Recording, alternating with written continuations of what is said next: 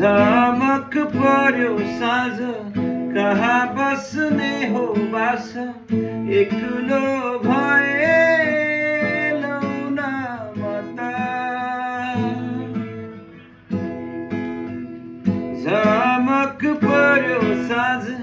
कहाँ बस्ने हो बास एक्लो भए लौ न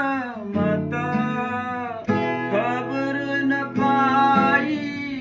मायालु तिम्रो खबर नपाई मायालु तिम्रो थकेने पहिलाउनु सकिन पहिलाउनु मैले सकिन गोरेटो त्यो गाउँको लौन आज